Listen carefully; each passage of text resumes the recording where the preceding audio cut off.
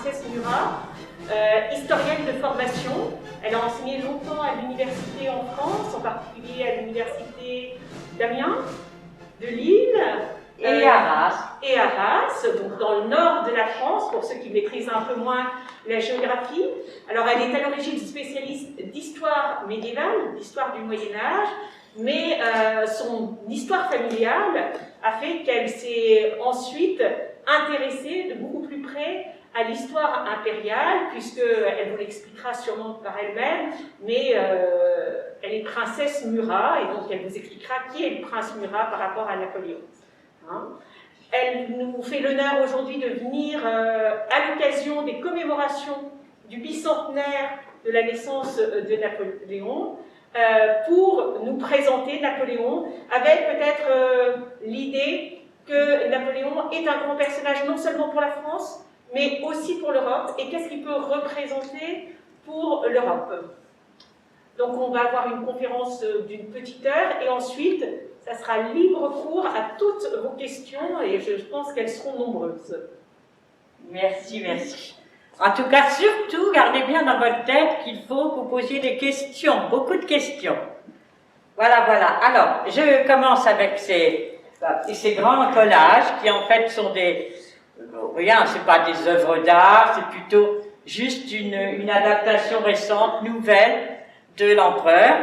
Alors, on va commencer, on commence là-bas, où vous avez Napoléon qui est sur ce socle et qui vous accueille, disons, aujourd'hui, pour expliquer tout ce qu'il a fait. Donc ici, Napoléon, vous savez, né 1769, ça, vous savez déjà ça.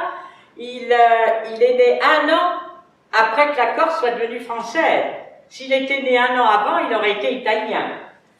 Donc, merci beaucoup.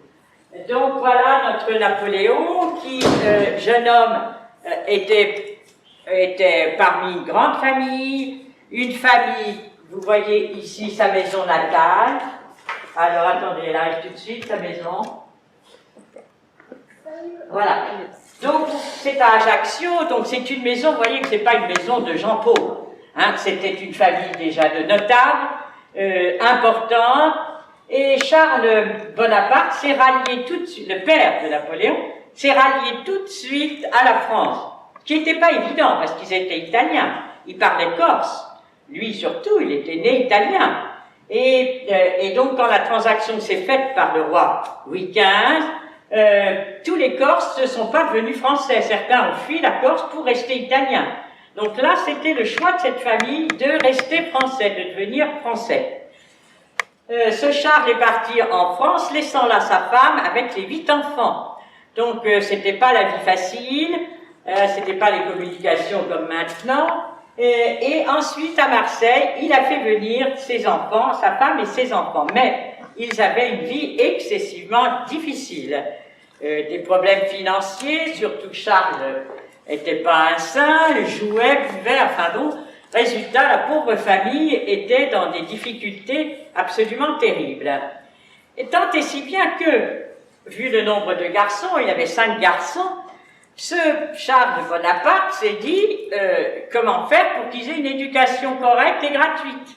Eh bien le roi, il demande une bourse au roi Louis XVI, et c'est ainsi que le petit Bonaparte, le petit Napoléon, est arrivé. Attendez. Non, ça change.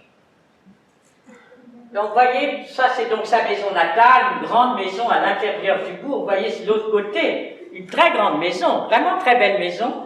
Et là, c'est l'école de Brienne. C'était une école gratuite. Vous savez que l'école, je vais vous casser l'idée, hein, l'école a toujours été gratuite en France, simplement elle n'était pas obligatoire. Mais l'école a toujours été gratuite. Enfin, de temps en temps, il fallait payer les repas, d'accord. Enfin, l'école était gratuite. Et ici, c'était gratuit. C'était payé par le roi. Et c'est là où on formait les hommes de troupe, les petits soldats et les futurs cadres de l'armée française. Donc là, vous aviez l'école de Brienne. Il y a passé 7 ans. 7 ans, c'est beaucoup. Il a appris, évidemment, la tactique militaire. Il a appris l'histoire de la France. Et surtout, il était très bon déjà, tout jeune, pour simuler des batailles. Simuler des batailles faisait partie de l'éducation du jeune homme qui allait être soldat. Et donc, Napoléon, tout de suite, arrivait à faire obéir tout le monde en un quart de seconde, tous ses copains, même plus âgés. Il arrivait à créer des batailles, inventer des batailles, et ça, c'était très étonnant, surtout qu'il ne parlait pas français, il parlait corse. Donc, en fait, pour lui, il fallait qu'il apprenne le français, qu'il prouve qu'il était français, et qu'on arrête de se moquer de lui, parce qu'on se moquait beaucoup de lui à cause de son français, son mauvais français au départ. Et donc, petit à petit, il a pris énormément d'assurance, et on va retrouver ce trait de caractère toute sa vie, où il séduit, c'est un séducteur, les gens le respectent, ou l'admirent, ou le détestent. Donc c'est vraiment un personnage qui est en lui-même très solide, très fort, et qui veut réussir. Alors, il part à l'armée, donc l'école finie, il part à l'armée, c'est la Révolution, donc lui il se dit, oh là, la Révolution c'était pas son truc, donc il repart en Corse pendant 1 an ou 2, là-dessus son père revient en France, enfin, il sait pas trop bien quoi faire, et pour finir, il décide de revenir à Paris. Alors là, pour être dans l'armée, pour être officier de l'armée, il était sous-lieutenant à l'époque, hein, donc c'est pas grand-chose. Et puis, il a rendu 2 énormes services, mais vraiment 2 énormes services. Le premier, c'était la France, Paris avait faim à cette époque-là. L'approvisionnement n'arrivait pas à Paris. Les convois de grains, de blé, de tout ce qu'il fallait pour nourrir la population n'arrivaient pas à Paris. Et donc le Barras, qui était le chef de la France à ce moment-là, décide d'envoyer la troupe, l'armée, pour que les convois de vivres puissent arriver à Paris. Et enfin, au bout de 6 mois de privation terrible à Paris, enfin, on a du pain.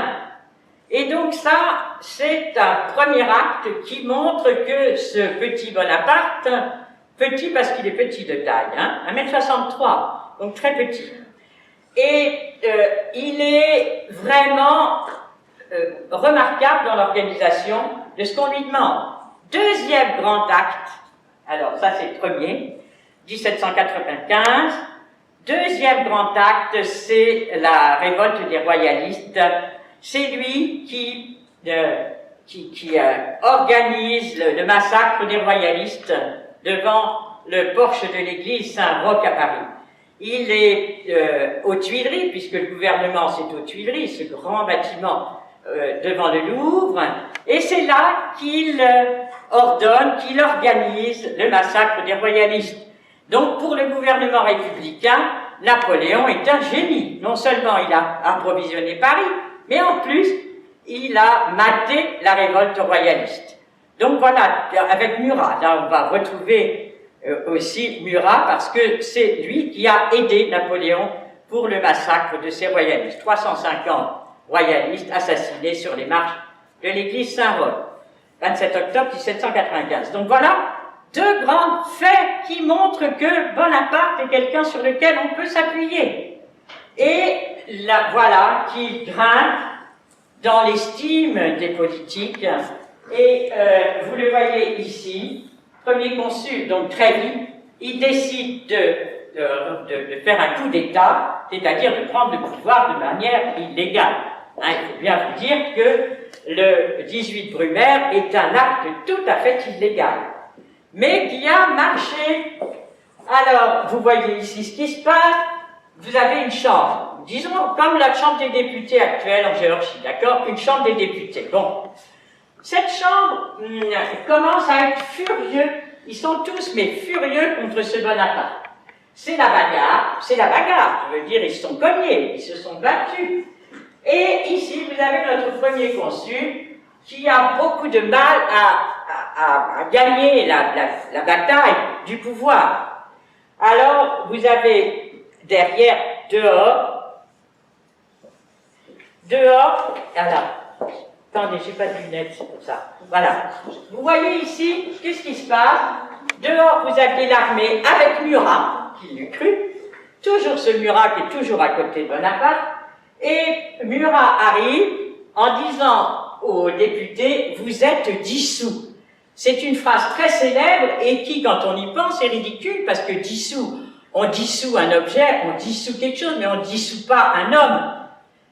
Citoyen, vous êtes dissous, c'est une phrase mythique, hein, ça veut dire voilà, et il dit soldat, vous le voyez ici, le Murat, soldat, foutez-moi tout ce beau monde dehors.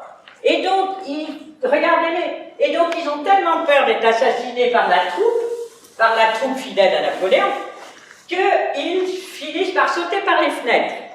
Donc c'est quand même un événement très très curieux, enfin c'est un jour quand même, voilà, vous voyez, alors ils sortent par les fenêtres, ils se battent tous, c'est le grand chahut, il n'y a pas d'autre mot, et ensuite voilà, Bonaparte sort et on l'acclame, vive le premier consul, et c'est comme ça qu'il a gagné. Donc il a gagné à cause de deux personnages, de Murat qui a dirigé la troupe, ce qui n'était pas évident, parce que cette troupe était républicaine. Ces soldats étaient pour la République. Et donc que Napoléon dise « maintenant c'est moi qui vais gouverner la France », c'est quand même pas tout à fait la République. Donc si vous voulez, ce jour, 18 Brumaire, il y a les brumes, donc novembre, 1799, donc un an avant 1800, pour bien retenir. Et donc, c'est la fin de la Révolution française, on considère que c'est la fin de la Révolution française et le début de l'Empire. Alors Napoléon, il est là en premier consul, vous voyez son costume, c'est quelqu'un de très élégant, Napoléon, il faut bien vous dire. Il est toujours habillé, bon à l'époque on avait des tailleurs, hein, on n'achetait pas des choses toutes faites, vous étiez habillé sur mesure évidemment. Donc Napoléon décide de prendre un costume blanc, ce qui est sa distance, qui ne doit pas être facile tous les jours, avec cette redingote. La redingote étant, vous savez, la queue de pied derrière, là, étant le costume que portent les gens de la rue. Hein? Et puis, il porte le pantalon et non pas la culotte. Vous savez ce que veut dire? Pourquoi on disait les sans-culottes? Vous avez vu ça à la Révolution. Pourquoi disait-on les sans-culottes?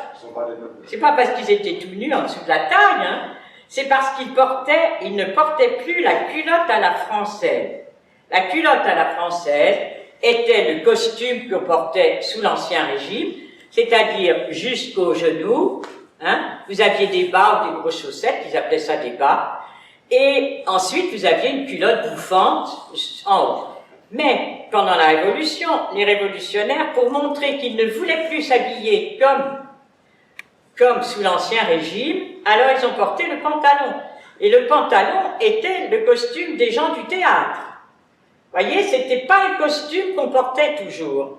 Et donc on les a appelés les sans-culottes, parce qu'ils n'avaient pas de culotte à la française, mais un pantalon. Donc Napoléon, il porte le pantalon, fini les culottes à la française, parce qu'il s'affirme sans culotte, c'est-à-dire républicain, c'est-à-dire héritier de la Révolution, etc. Vous voyez, il mélange vraiment aussi bien l'Ancien Régime que le Nouveau. Donc le voilà, premier consul est là, vous savez tout ce qu'il a fait, hein, ça, bon, c'est absolument considérable. Il a fait bon tout, hein, le Conseil d'État, la Banque de France, des lycées, des collèges, tout ça, vous l'avez étudié. Je vous l'ai mis ici avec des lettres, parce qu'il y a sa signature, et il y a des comptes. C'était quelqu'un de très méticuleux. Et Napoléon était capable de dicter 4 lettres en même temps. Je ne sais pas si vous imaginez la gymnastique de l'esprit que ça représente. Il avait 4 secrétaires, un qui écrivait à un ministre, un qui écrivait à un roi, un qui écrivait à un général, et il donnait une phrase à chacun, et il reprenait la deuxième phrase à chacun. Je vais vous dire, essayez, vous allez voir, c'est vraiment difficile. C'était un bourreau de travail, il dormait 5 heures par nuit, grand maximum, et pour son entourage, c'était très difficile, parce que tous ses secrétaires et tout, ils devaient être debout à 5 heures du matin, c'est pas à 8 heures, c'est à 5 heures. Donc, vous voyez, il avait un rythme de vie qui était, mais vraiment, vraiment, vraiment intense. Donc là, c'est Napoléon avec ses lettres et avec tout ça. Et puis, nous arrivons au grenadier. Vous voyez là le petit grenadier que j'ai mis à côté d'une horloge parce que c'était le temps de l'Empire. Et ce dessin est de Monsieur de Taille. Monsieur de Taille, Édouard de Taille, était comment vous dire, le journaliste de l'époque. Il suivait Napoléon partout et il prenait des croquis. Voyez? Puis après, ça servait à faire des tableaux. Quand quelqu'un voulait faire un tableau, il demandait à Édouard de Taille, est-ce que vous avez le croquis de portrait d'un tel, voyez? Et donc, de Taille a dessiné ça, ce grenadier. Donc, 3 mots sur cette fameuse grande armée. C'est la plus grande armée qui n'ait jamais été réunie au monde. Absolument. Jamais il y a eu une armée aussi importante. La cavalerie, 40 000 chevaux. 40 000, vous imaginez. Déjà, quand vous avez 10 chevaux qui passent au galop, vous avez l'impression que la terre tremble. Vous imaginez 40 000 chevaux à nourrir tous les jours, à abreuver. Hein. Un cheval, ça boit 50 litres d'eau par jour, 40 000 d'eau. Regardez le nombre de tonnes d'eau qu'il faut par jour, uniquement pour leur donner à boire. Donc, c'est vous dire, c'est absolument colossal. Les précédentes armées, dans les grandes armées connues, vous avez Gengis Khan, vous avez beaucoup d'hommes célèbres qui ont eu des armées, mais quand ils avaient 2000, 3000 chevaux, c'était un maximum. Là, 40 000, c'est absolument fou, c'est considérable. Et donc, vous aviez la cavalerie, donc cavalerie avec ces fameux 40 000 chevaux, l'artillerie, 100 000 hommes, 100 000 hommes, hein, c'est l'armée de Napoléon, c'est tous ceux qui vont gagner toutes ces batailles, mais il faut dire qu'ils avaient des armes de pointe, parce que sous Louis XVI, vous avez des armes nouvelles, c'était le fameux canon de Gribeauval, qui était une arme terrible, récente, toute nouvelle pour l'époque, et qui a fait des ravages, et seulement l'armée française avait ces canons-là. Voyez? Donc vous aviez cette recherche technique, vous savez que le roi Louis XVI était un technicien en classe, et c'est lui qui cherchait toujours des nouvelles techniques, des nouveaux engrenages, Louis XVI était un très très bon stratège au point de vue des armes. C'est lui qui a mis au point certains canons de fusil. L'armée avait des armes de pointe pour l'époque, évidemment, hein. Et donc elle était absolument redoutable. Alors après la cavalerie, l'artillerie, maintenant l'infanterie. Alors l'infanterie, c'est ce qu'on appelait les grognards.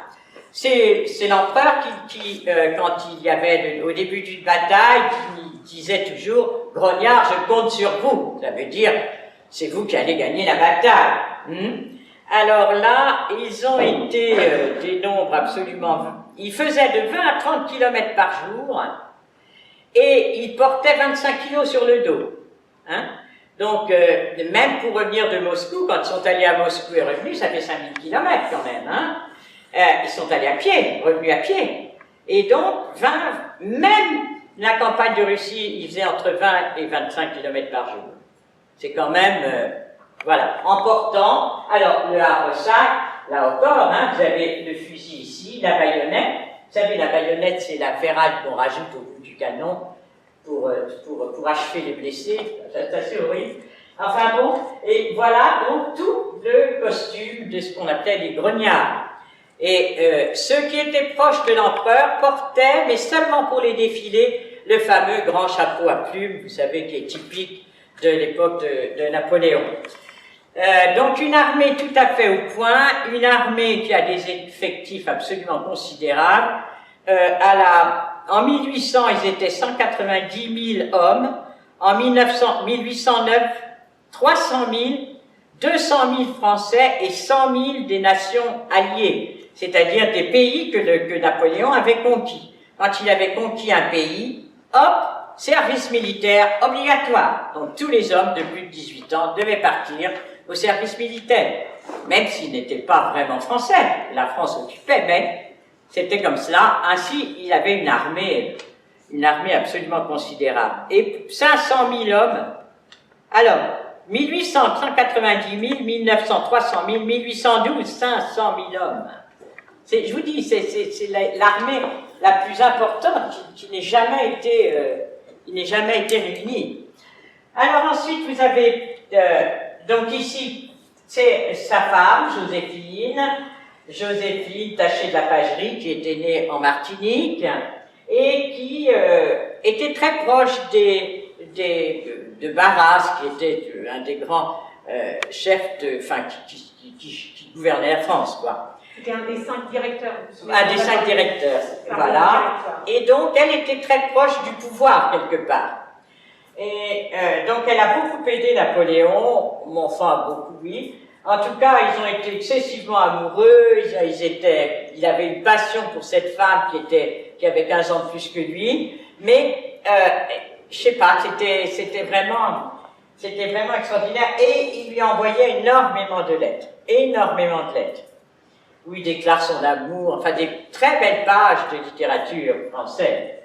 Là, vous avez l'aigle, puisque très vite, Napoléon a pris l'aigle comme emblème. L'aigle, vous savez, c'est l'oiseau qui vole très très haut et qui voit le moindre détail en bas. Donc c'est très symbolique, hein. Napoléon voit tout de haut, et il voit le moindre détail de ce qui se passe en France de là-haut. Ouais, ça c'est tout l'emblème de Napoléon. Ici, vous le voyez à la tête, ça c'est Murat à la tête de la cavalerie, ça c'est les tentes des bivouacs de l'empereur. Joséphine le rejoignait de temps en temps, mais ne suivait pas l'armée. Ça c'est la Légion d'honneur qui a été créée après. Le monde entier cette année, 2021, a fêté le 200e anniversaire de la mort de Napoléon. Et donc, c'est le monde entier. Pourquoi le monde entier? D'abord l'Amérique. Pourquoi est-ce qu'en Amérique on aime Napoléon? Mais on l'aime énormément. Parce que Napoléon a vendu la Louisiane.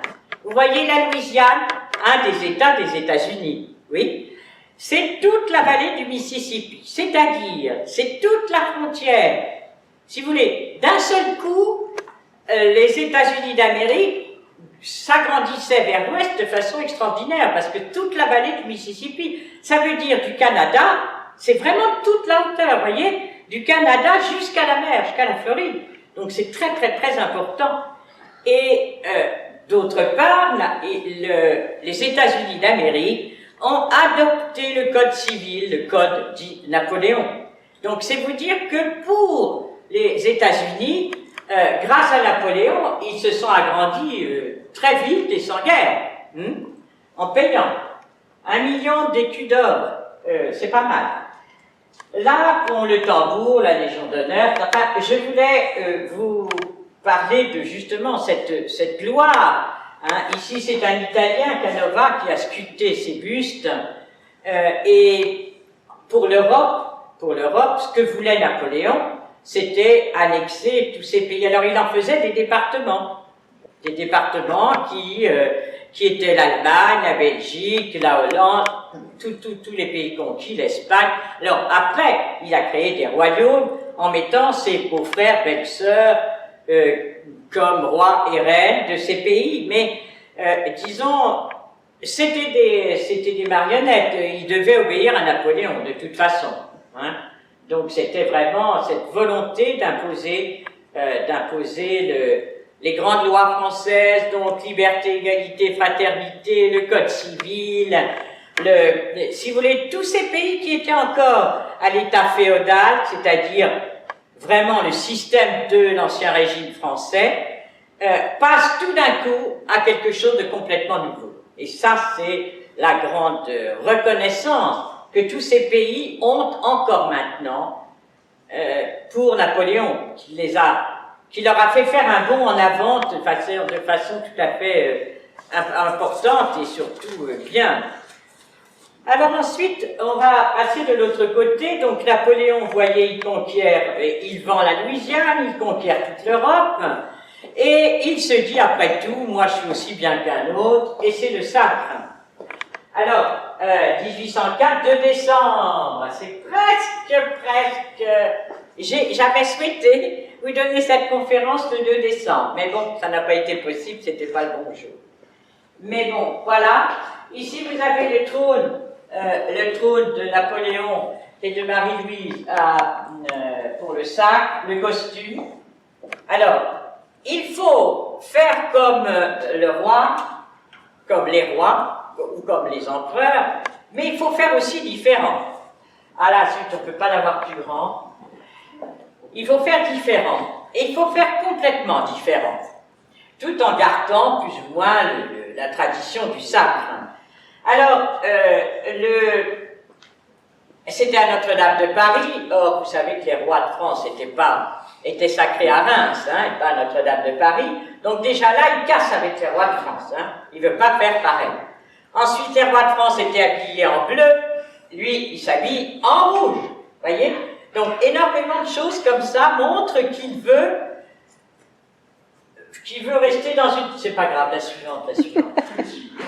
Et donc, à l'intérieur de la cathédrale Notre-Dame de Paris, vous avez un décor qui est placé.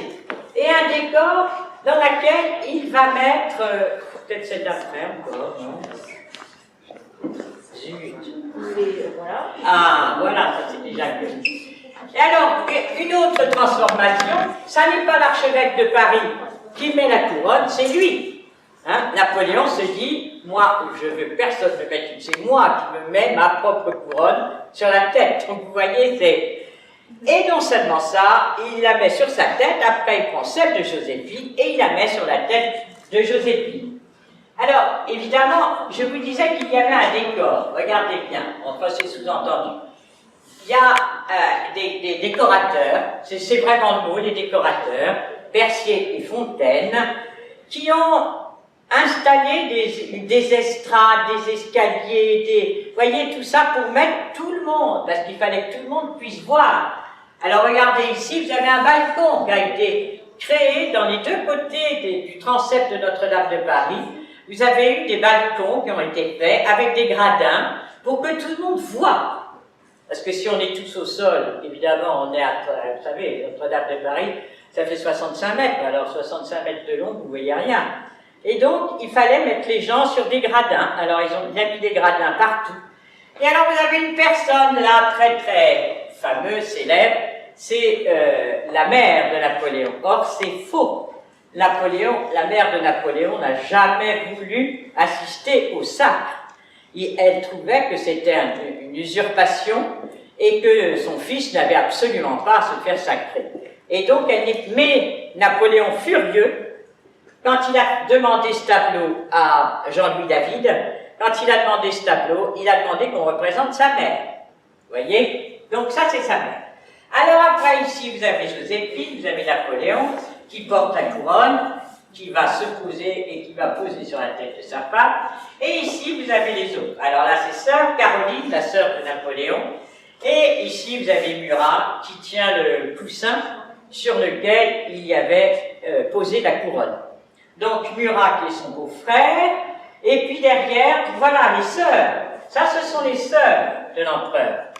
Donc, c'est vous dire qu'il voulait mettre à l'honneur sa famille.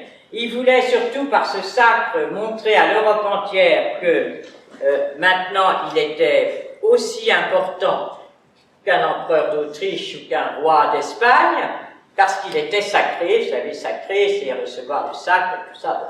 Vous le retrouvez, alors là, c'est après le sacre, où ce tableau était obligatoire dans toutes les mairies de France. Et maintenant, c'est resté la tradition d'avoir un tableau du président de la République en acquisition, enfin, du moment, est obligatoire dans toutes les mairies de France. Donc, c'est vous dire, là, c'était ce tableau avec, vous voyez, le costume, comme je vous disais, bien rouge, la couronne, le sceptre, qui est le pouvoir de la justice, et le pouvoir de la défense du territoire, le globe signifiant le territoire de la France, le symbole du territoire que l'empereur doit défendre. Donc à ce moment-là, il défendait du nord de la Hollande jusqu'en Suède, la Suède comprise, et l'Espagne comprise, l'Italie. Vous voyez, c'était quand même un énorme empire qui était constitué. Alors, là vous avez les costumes, là vous avez l'aigle, bien, et alors maintenant on arrive à ses amours. En 1808, Marie Walewska est amoureuse, il va en Pologne, il rencontre Marie Walewska, qui est une jeune femme, et c'est une jeune femme, comment vous dire, à laquelle on explique que pour sauver la Pologne, que pour que la Pologne retrouve un roi, retrouve un pays, retrouve un roi qui serait nommé par Napoléon, il fallait qu'elle devienne la maîtresse de Napoléon. Elle a vraiment été poussée par la politique. On lui a dit, il faut absolument que vous arriviez dans le lit de Napoléon, quoi. En bref, c'était ça. Elle avait 20 ans, il en avait 35, mais il est tombé amoureux de cette jeune fille, mais vraiment. Et 6 mois après, voilà qu'un bébé est attendu. Ça paraît bête, hein, 6 mois, un bébé. Mais Napoléon était persuadé qu'il était incapable d'avoir des enfants, puisque sa femme avait eu c'est Joséphine, sa femme, avait eu des enfants d'un premier mariage et n'avait pas d'enfants avec Napoléon. Donc c'était pas de sa faute si des enfants n'arrivaient pas. Il pensait que c'était de la faute de Napoléon. Et tout d'un coup, il découvre qu'il est capable d'avoir un enfant. Et donc, à partir de là, eh ben, il répudie sa femme et il épouse Marie-Louise. Alors, la phrase est terrible, il dit « j'épouse un ventre ». C'est pas très agréable pour cette jeune femme, mais bon. Là, voilà, c'est la fille de l'empereur d'Autriche, donc elle est toute jeune, toute jolie, et pour elle, ça ne devait pas être évident, parce que là encore, c'est un mariage politique. Hein, elle ne l'aimait pas spécialement. Hein, on l'a poussée comme pour être son épouse, et elle... bon, mais Napoléon a eu de l'affection pour elle, mais pas d'amour, enfin vraiment... simplement, elle a, vous voyez ici le berceau, et le bébé. Le roi de Rome, donc elle a eu un fils de Napoléon, ce qui évidemment, pour Napoléon, ça a été un bonheur extraordinaire. Elle l'a épousé en 1810, l'enfant est né en 1811, et donc c'était certainement pour Napoléon un très très grand bonheur. Donc voilà, ici vous avez tous les cadeaux, parce que même s'il ne l'aimait pas, il lui faisait énormément de cadeaux, et des cadeaux absolument somptueux. Comment vous dire? Cela faisait partie de la politique de Napoléon. Napoléon voulait, comme Louis XIV du reste, il n'a pas inventé de ce côté-là, hein, il a voulu que les artisans français fassent des choses belles, mais à chaque fois plus belles, plus magnifiques, et il faisait des cadeaux, hein, exactement comme Louis XIV avec votre Orbeliani, là, hein. Quand l'ambassadeur de Géorgie est arrivé à la cour de Louis XIV lui a fait des cadeaux absolument somptueux, qui ont tous disparu malheureusement, mais il y avait des tapisseries, il y avait 4 tapisseries, il y avait des vases en porcelaine de serre, etc., etc. Et Napoléon faisait la même chose. Dès que quelqu'un arrivait, des cadeaux somptueux pour montrer la qualité des objets de luxe français. Et Napoléon, à sa cour, voulait que toutes les femmes soient très bien habillées et qu'elles aient toutes de très beaux bijoux. Ça, et elle se faisait remarquer, hein. L'empereur disait à un tel, tu pourrais avoir des bijoux un peu mieux, tu pourrais donner à ta femme des bijoux un peu mieux que ça. Vous voyez, il surveillait les bijoux, les robes, les broderies sur les robes, il surveillait tout ça parce que il fallait époustoufler l'Europe entière.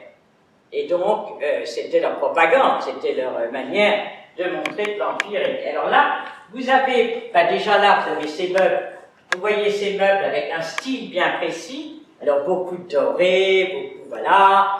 Et puis, vous avez des aigles absolument partout, des ailes, des ronds, les autres emblèmes, vous voyez, regardez les broderies, les manteaux, enfin, tout est absolument somptueux et magnifique.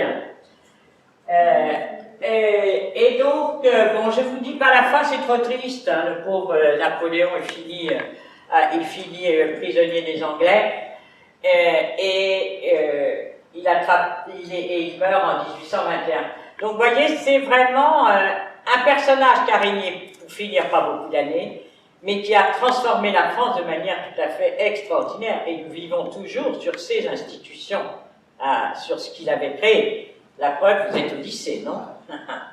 Voilà. Alors, là, c'est un peu ceux qui ont entouré Napoléon. Donc, vous avez Murat, en premier lieu.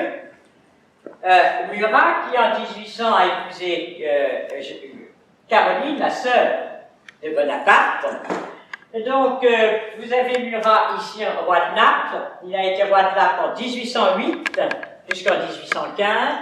Et là, lui aussi, en 7-8 ans de règne, il a complètement transformé l'Italie du Sud. Et il a créé les écoles, le code civil, enfin je veux dire, il a vraiment appliqué tout ce que Napoléon voulait faire pour transformer les sociétés, la société de l'époque, et l'entraîner vers liberté, égalité, fraternité, démocratie, etc. Vous voyez? Donc tout ça, c'était vraiment dans leur idée. Alors, Murat, il s'était rendu indispensable à Napoléon au 18 Brumaire, et donc ça, Napoléon l'a jamais oublié. Murat était une force de la nature, hein, il mesurait 2 mètres, et donc Napoléon lui arrivait là. Vous voyez, et les différents tableaux qu'on a, Napoléon lui arrivait là. Hein, il était vraiment tellement petit et lui tellement grand, que c'est assez curieux. Et donc c'était une force de la nature, ça c'était absolument évident. Il avait une force physique tout à fait étonnante, et c'est lui qui était à la tête de la cavalerie, avec la fameuse phrase « charger la cavalerie » qui, vous savez, être tout seul devant 40 000 chevaux, tout seul devant sabre au clair, c'est-à-dire l'épée en l'air, hein, pour dire « charger la cavalerie », il ne fallait pas avoir peur, hein, croyez-moi, ça devait vraiment être quelque chose d'extraordinaire. Et donc ce Murat, il est allé jusqu'à Moscou à pied et revenu. Hein. Enfin, je veux dire, c'est vraiment des hommes qui avaient une puissance surprenante. Ici, c'est la grande décoration de l'ordre des 2 Siciles. Il était roi de Naples et des 2 Siciles. Les 2 Siciles étant la Sicile et la Sardaigne. Oui, donc c'était ça, les 3. Et ça, c'est le symbole de la Méduse, qui est le symbole de Naples, avec les 3 jambes, la Sardaigne, la Sicile, Naples, Sardaigne, Sicile. Voilà. Ça, c'est la monnaie, hein, puisqu'il a frappé monnaie, ce qui a rendu Napoléon furieux, parce que Napoléon voulait qu'il frappe la monnaie, le franc germinal, créé par Napoléon.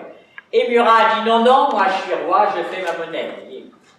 Enfin, ça a mal fini entre les 2 hommes, hein, entre Napoléon et Murat, ça a fait beaucoup d'étincelles, beaucoup d'étincelles, parce que Murat voulait faire l'unité de l'Italie 100 ans trop tôt, quoi. Et ça n'a pas marché, non seulement ça, mais il a fini fusillé. Donc, un peu difficile.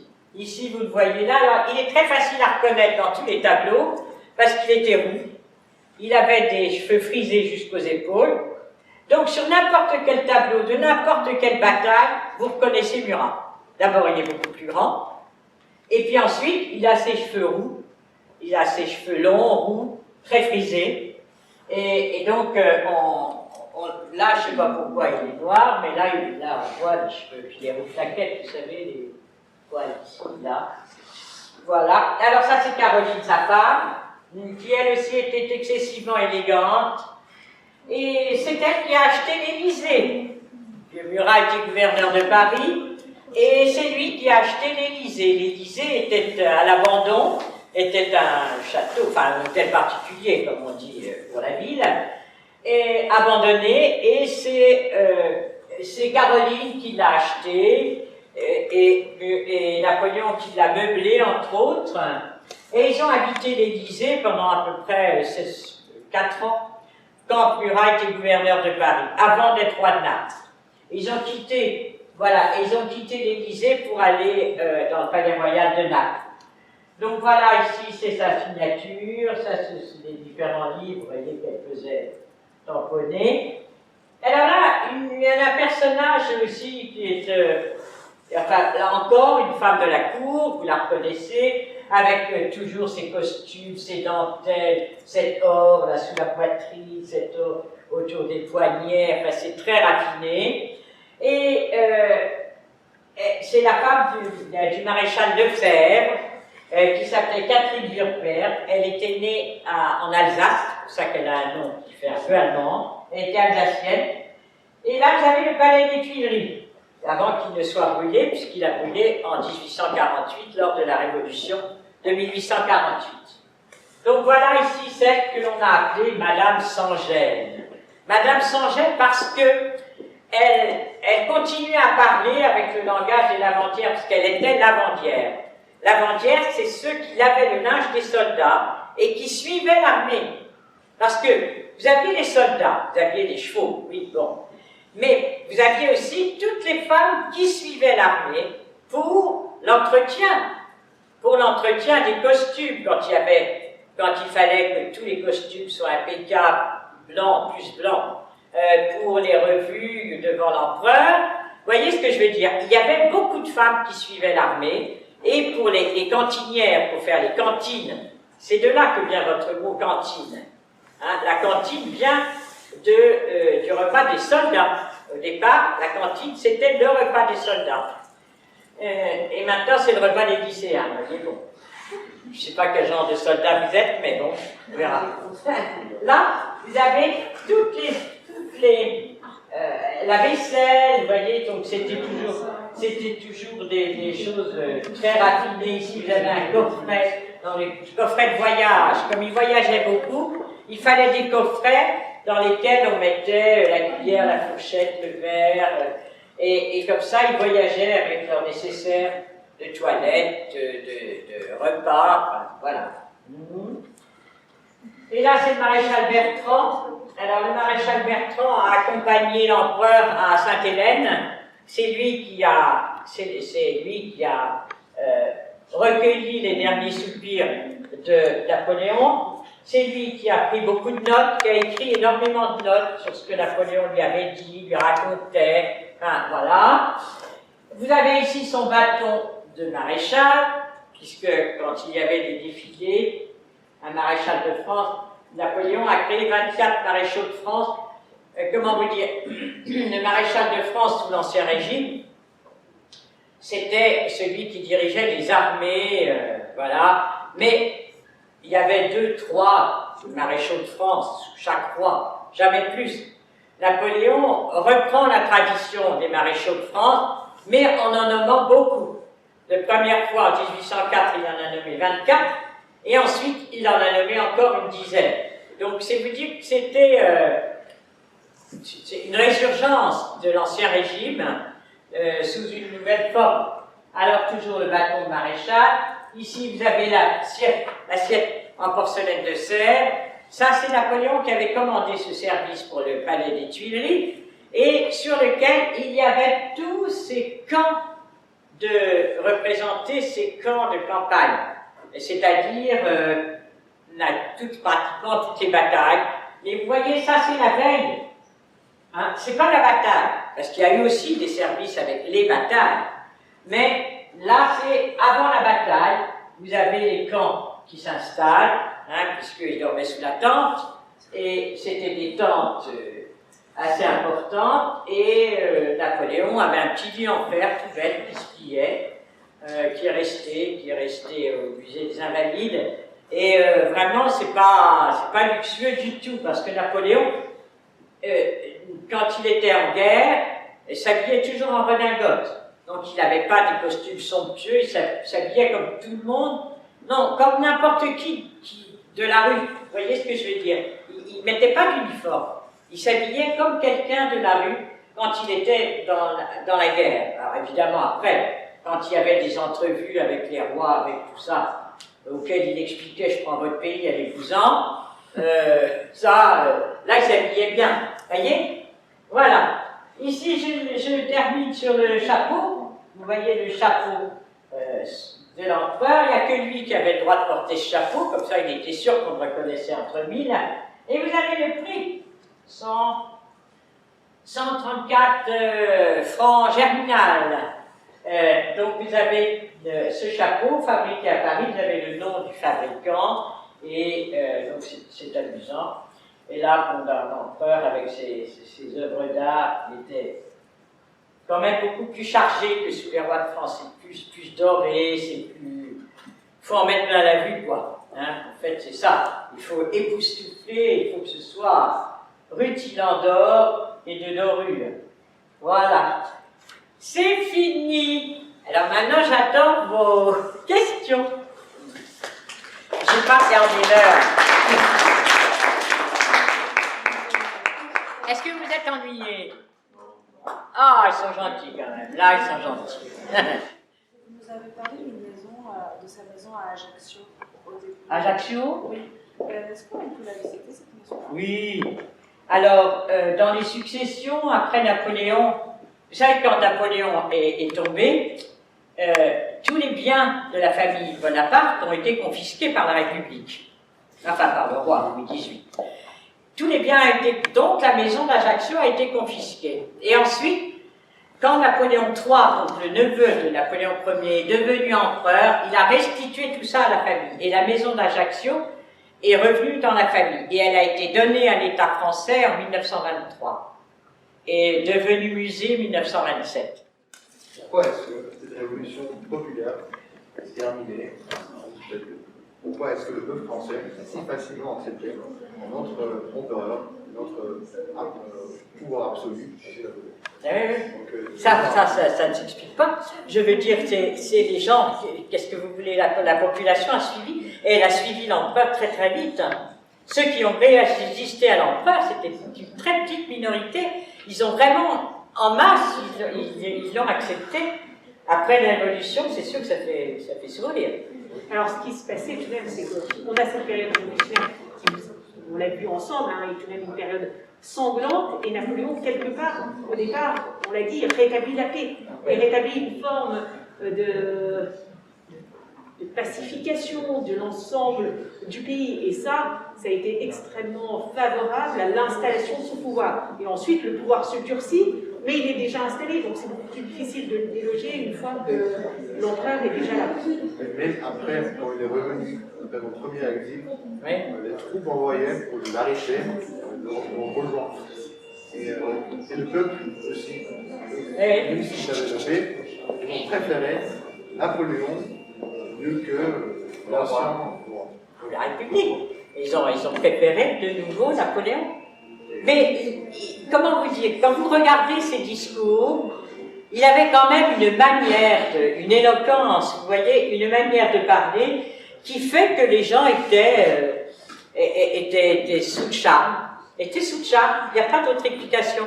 Quand il expliquait, parce que quand même des hommes, enfin je ne sais pas, moi je ne suis pas un homme, je suis une femme, mais même je serais un homme soldat, j'entendrais dire, bon bah écoutez, allez vous tuer gaiement, moi je sais pas. Lui, il leur disait, vous allez vaincre, regardez, hein, du haut de ces pyramides, 40 siècles vous contemplent, etc., etc. Toutes les grandes phrases de Napoléon, les gens les croyaient, les suivaient, les admiraient, et voilà. Regardez maintenant vous avez des fans de ce que j'appelle moi des fans de l'empereur, il y en a énormément de Français qui sont passionnés par l'Empire, et qui vont se costumer, qui vont reproduire des événements de l'empereur, enfin... Question plus personnelle, comment est-ce que vous êtes lié à la famille impériale? Ah, ça c'est la grande question à son sou. Oui, alors, j'ai épousé un prince Murat, bon, d'accord. Ça, je les connaissais jeunes gens, on était dans les mêmes fêtes, on s'est rencontrés dans des fêtes, des soirées, quoi, des booms, comme vous dites, ou des, je sais pas quoi, comment vous dites maintenant. Mais mon chéri a mis quand même 10 ans avant de demander ma main. Hein. Parce qu'il savait que moi j'étais royaliste. Et dans ma famille, rencontrer quelqu'un de la famille impériale, c'était la honte avec un H majuscule. Hein, parce que pour nous, nos vieilles familles royalistes, l'empereur c'est un usurpateur. Et donc on n'aimait pas. Et donc on ne sortait pas avec ces gens-là. Même si c'était de 100 ans avant, hein. Et donc, moi, je savais que ma famille trouvait que non, vraiment, épouser ce garçon-là, tout ce qu'on voulait, mais certainement pas quelqu'un de la famille impériale. C'était déjà un peu compliqué. Enfin, après, on a dit zut à la famille, on s'est mariés, mais bon, et petit à petit, il a été accepté. Et alors, lui, je vous explique. Lui s'appelle Alain. Son père s'appelle Achille. Oui, Achille. Le père d'Achille, c'est Lucien. le père de Lucien, c'est Achille. Achille était le neveu de Napoléon Ier. C'est-à-dire, Napoléon avait une sœur Caroline. Caroline avait épousé ce Murat. Elle avait eu 4 enfants, 2 garçons, 2 filles. Et nous descendons d'un de ces garçons. Mais très rapidement, parce que mon mari, il était le dernier de 9 enfants, dont 5 garçons. Son père, fils unique, son grand-père, fils unique, son arrière-grand-père, fils unique. Donc on est très peu. Comment vous dire, Prince Murat, on est très peu. Alors maintenant, comment a-t-on le droit de s'appeler comme cela? C'est sur notre état civil. C'est-à-dire mon nom, sur votre passeport, vous avez le nom et vous avez le surnom et le prénom. Mon nom, c'est Prince Murat, princesse au féminin pour moi. Et mon prénom, c'est Véronique Lalalaire, vous voyez? Mais c'est sur l'état civil, ce qui fait que la République ne peut pas nous supprimer notre titre. Vous voyez? Et quand quelqu'un... C'est l'état civil, c'est tout. Et maintenant, on continue à être Altesse Royale. Oui?